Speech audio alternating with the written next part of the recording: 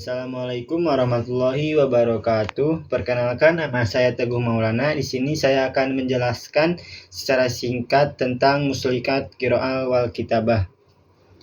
Nah, terus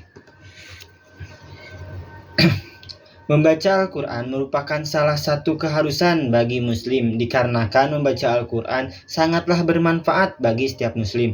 Al-Quran tidak dapat dipisahkan dari kehidupan muslim seperti yang dianjurkan dalam hadis dari Ibnu Abbas radhiyallahu an. Beliau mengatakan, seorang yang bertanya kepada Rasulullah, "Wahai Rasulullah, amalan apa yang paling dicintai oleh Allah?"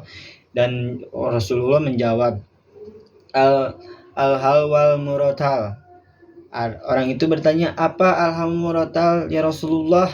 Beliau menjawab, yaitu membaca Al-Quran awal hingga akhir. Setiap selesai ia mengulanginya lagi dari awal sampai akhir.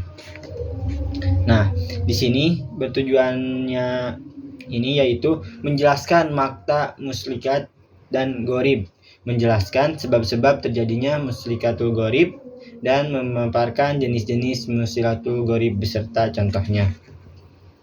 Nah, di sini ada pengertian muslikat goribul muskalit adalah bacaan-bacaan antara tulisan dengan cara membacanya berbeda, sedangkan gorib menurut bahasa artinya bersembunyi atau samar. Sedangkan menurut istilah ulama qurra, gorib artinya sesuatu yang perlu penjelasannya dikarenakan samarnya pembahasan atau karena peliknya permasalahan baik dari segi huruf, lafaz, arti maupun pengalaman yang terdapat dalam Al-Quran. Nah, sebab terjadinya perbedaan penulisan cara membacanya yaitu pertama, ada huruf yang tertulis tapi dibacanya dengan suara atau bunyi lain. 2. Ada huruf dalam kata tertulis tapi tidak dibaca. 3. Ada tanda sipir bulat kecil di atas alif.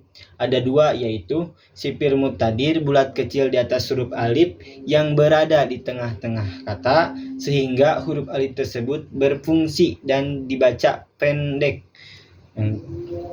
Kelima yaitu sipir mustahil bulat lonjong kecil di atas alif yang berada di akhir kata yang memiliki fungsi tidak wakof maka dibaca panjang dan jika wasol dibaca pendek.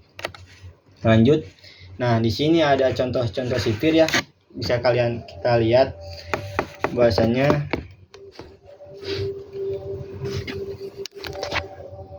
sini ada contoh-contoh sipir.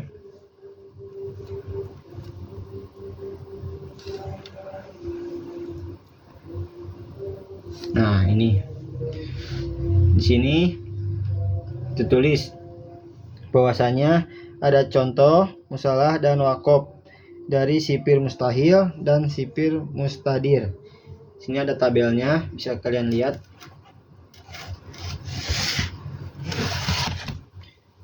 Nah, lanjut, jenis-jenis mustakil gorib yaitu sipir tanda bulat kecil yang terdapat di atas huruf sipir ada 2 macam, yaitu sipir mutadir dan sipir mustahil yang tadi ya di tabel. Nah, sipir kan menjadi 2. Nah, sipir mutadir adalah tanda bulat kecil di atas huruf dan berfaedah bahwa huruf tersebut tidak berfungsi ketika wasol maupun wakof. Namun beda dengan sipir mustahil. Sipir mustahil adalah tanda kecil berbentuk bulat panjang lonjong yang terletak di atas suatu huruf yang berfaedah bahwa huruf tersebut dihilangkan atau tidak berfungsi ketika wasol dan berfungsi ketika wakaf. Lanjut, di sini ada penjelasan ismam. Ismam adalah menghimpun 2 bibir untuk mengiring huruf yang sukun sebagai isyarat damah dengan tanpa suara dan nafas. Dalam qiraat riwayat Imam Hafiz dari Imam Hasim yang harus dibaca terdapat pada surat Yusuf ayat 11 juz 12. Lanjut, ada imalah. Imalah adalah memiringkan bunyi fathah kepada kasroh atau memiringkan alif kepada ya. Pada riwayat Imam Hafiz hanya ada 1 kata yang harus dibaca imalah yaitu lafaz ya. Lanjut, ada tasril. Nah, tashdid secara bahasa artinya memudahkan atau mengeringankan, sedangkan secara istilah tashdid adalah mengucapkan huruf antara hamzah dan alif. Dalam riwayat Imam Hafiz yang dibaca tashdid adalah hamzah kedua. Yang kedua adalah hamzah yang kedua. Lanjut, ada saqtah adalah memutuskan kata sambil menahan napas dengan niat menerus bacaan. Ketika ada saqtah, kita berhenti sejenak, kira-kira ukuran 2 harokat tanpa mengambil napas bacaannya. Lanjut, ada nakli. Secara bahasa nakli berarti memindahkan. Adapun dalam istilah ilmu qiraat, nakli adalah memindahkan harokat pada hamzah. Lanjut, ada ibdal ya. Ibdal adalah mengganti huruf dengan huruf lainnya. Di antara lafaz yang terdapat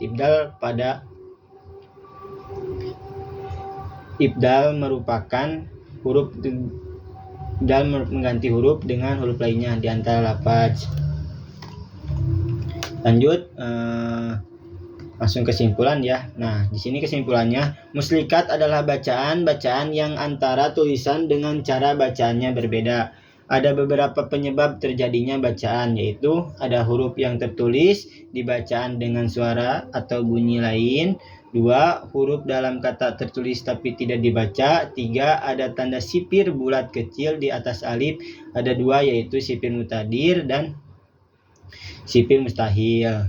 Nah, saat mempelajari Al-Quran, kita wajib mempelajari bacaan muskilat, dikarenakan bacaan tersebut termasuk ke dalam bacaan yang sulit untuk dibaca. Belajar bacaan muslikat gharib juga menghindari kesalahan membaca yang mengakibatkan berbedanya makna. Sekian penjelasan dari saya. Mohon maaf kurang lebihnya apabila ada salah kata ataupun keliru. Mohon maaf. Sekian, akhirul kalam. Wassalamualaikum warahmatullahi wabarakatuh.